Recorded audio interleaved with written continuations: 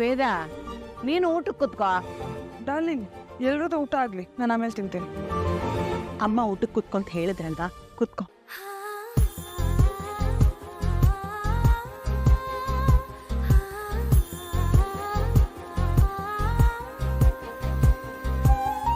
ವೇದ, ಹೋಗಿ ಕೂತ್ಕೋ ಹೋಗು.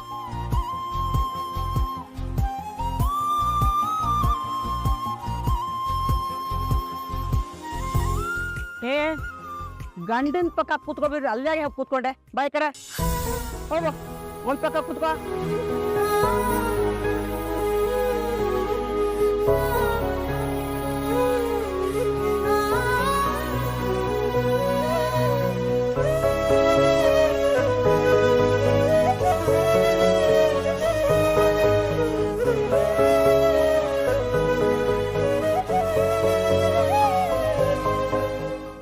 ನೀರು ಹಾಕು.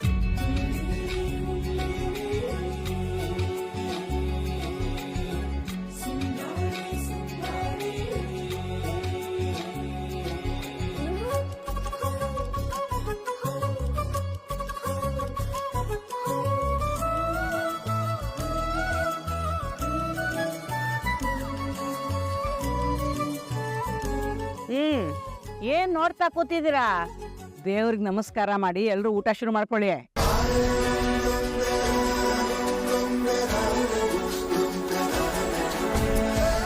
ವೇದ, ಒಂದು ನಿಮಿಷ.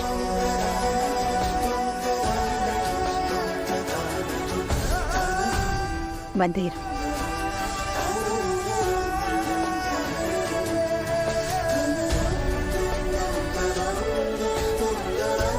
ಹೊಸ ಸ್ವಲ್ಪ ಸಾಂಬಾರು ಮಾಡಿಸಿ.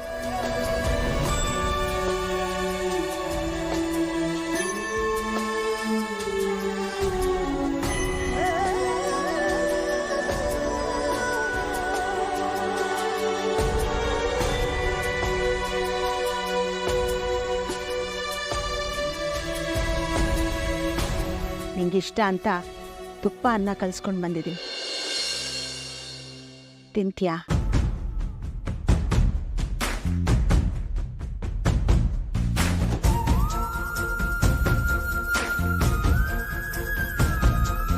ಜೀವ ಕೊಟ್ಟವಳು, ತುತ್ತು ಇಟ್ಟವಳು, ಭೂಮಿ ಮೇಲೆ ಒಬ್ಬಳೇ.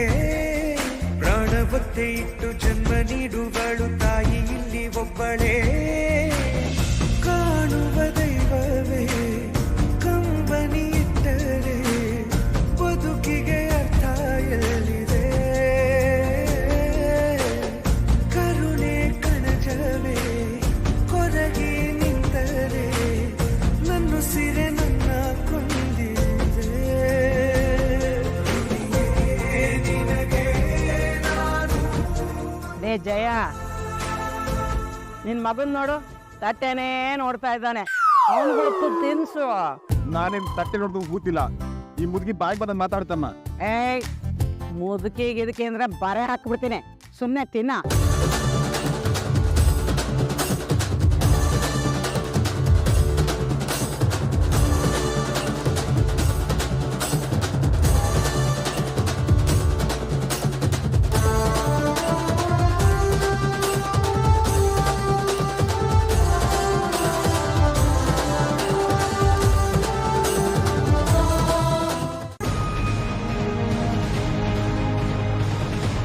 ಮಾವ ಇನ್ನೊಂದವರೆಗೆ ಬಂದ್ಬಿಡ್ತಾರೆ.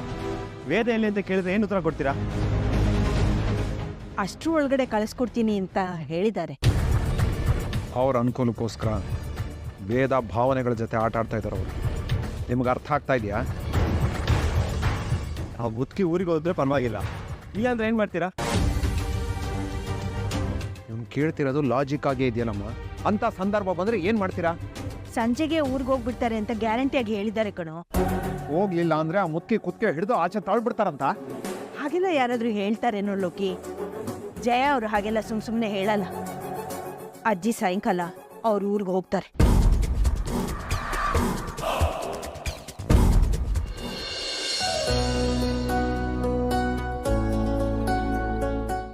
ಅಮ್ಮ,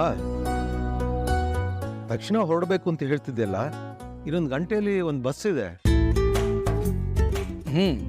ಲಕ್ಕಿ, ಈಗ ಹೊರಟ್ರೆ ಊರು ಸೇರ್ಕೊಳ್ಳೋದ್ರಲ್ಲಿ ಸರಿ ಹೋಗ್ಬಿಡುತ್ತೆ. ಹೌದು ಲಕ್ಕಿ, ಈಗಿನ ಕಾಲದಲ್ಲಿ ಜನರು ಓಡಾಟ ಇರುವಾಗಲೇ ಮನೆ ಸೇರ್ಕೊಳ್ಳೋದು ಒಳ್ಳೇದು. ಅಷ್ಟೇ ಅಲ್ಲದೆ ಕಳ್ಳು ಕಾಕದ ಕಾಟ. ಸೇಫ್ಟಿ ಮುಖ್ಯ ಲಕ್ಕಿ. ಈಗಿನ ಕಾಲದಲ್ಲಿ 1 ಗ್ರಾಮ್ ಚಿನ್ನಕ್ಕೆ ಮರ್ಡರ್ಗಳು ನಡೆದೋಗ್ಬಿಡ್ತವೆ. ಅಂಥದ್ರಲ್ಲಿ ಇಷ್ಟೊಂದು ಚಿನ್ನ ಹಾಕೊಂಬಂದಿದೆಯಲ್ಲ ನೀನು. ನೀವ್ ಯಾರು ಗಾಬರಿ ಆಗ್ಬೇಡಿ, ನನ್ಗಂತದ್ದೇನೂ ಆಗೋದಿಲ್ಲ. ಯಾಕೆಂದ್ರೆ ನಾನಿವತ್ತು ಊರಿಗೆ ಹೋಗ್ತಾ ಇಲ್ಲ.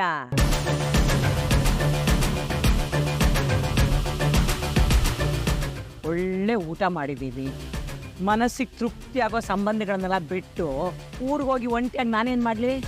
ಅದಕ್ಕೆ ಮೊಮ್ಮಕ್ಕಳ ಜೊತೆ ಹಾಯಾಗಿ ಹರಟೆ ಹುಡುಕಾಟ ಮಾಡಿಕೊಂಡು 3 ದಿನ ಇದ್ದು ಹೋಗೋಣ ಅಂತ ಇದ್ದೀನಿ.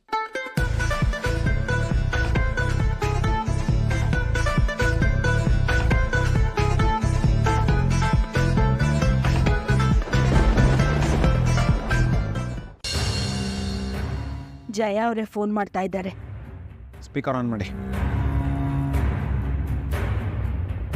ಹಲೋ, ಅಂಬುಜಾ ಅವರೇ ಹೇಳಿ. ಜಯ ಅವರೇ, ಇಲ್ಲಿ ಒಂದು ದೊಡ್ಡ ಸಮಸ್ಯೆ ಆಗಿ ಹೋಗಿದೆ.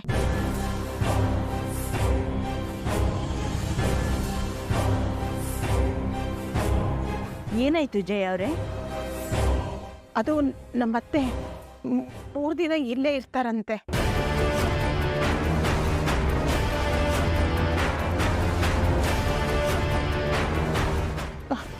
ನನಗಂತೂ ಏನು ಮಾಡಬೇಕು ಅಂತಲೇ ಗೊತ್ತಾಗ್ತಿಲ್ಲ. ಕೈಕಾಲೇ ಆಡ್ತಾ ಇಲ್ಲ ಅಂಬುಜಾ ಅವರೇ. ಹಲೋ ಅಂಬುಜಾ ಅವರೇ, ಲೈನ್ನಲ್ಲಿದ್ದೀರಾ? ಅಂಬುಜಾ ಅವರೇ, 10 ನಿಮಿಷ ಬಿಟ್ಟು ಕಾಲ್ ಬ್ಯಾಕ್ ಮಾಡ್ತೀನಿ ಅಂತ ಹೇಳಿ.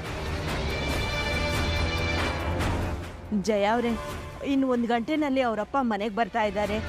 ನನಗೂ ಕೈಕಾಲು ಆಡ್ತಾ ಇಲ್ಲ. ಇನ್ನೊಂದು 10 ನಿಮಿಷ ಬಿಟ್ಟು ನಾನೇ ನಿಮ್ಗೆ ಕಾಲ್ ಮಾಡ್ತೀನಿ. ಸರಿ ಅಂಬುಜಾ ಅವರೇ, ಏನಾದರೂ ಒಂದು ಉಪಾಯ ಹುಡುಕಿ. ನನಗಂತೂ ತಲೆನೇ ಓಡ್ತಾ ಇಲ್ಲ. ಆಯಿತು, ನಾನು ಆಮೇಲೆ ಕಾಲ್ ಮಾಡ್ತೀನಿ. ಸರಿ.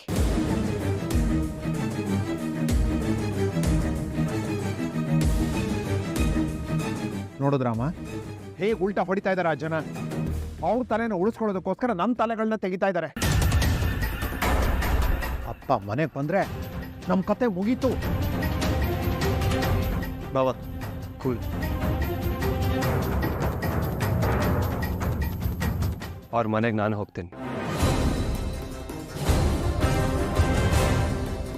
ಅವ್ರ ಮಾತನ್ನು ಕಟ್ಕೊಂಡು ವೇದನ ಅಲ್ಲೇ ಬಿಡೋದು ಸರಿ ಇಲ್ಲ ಅಂತ.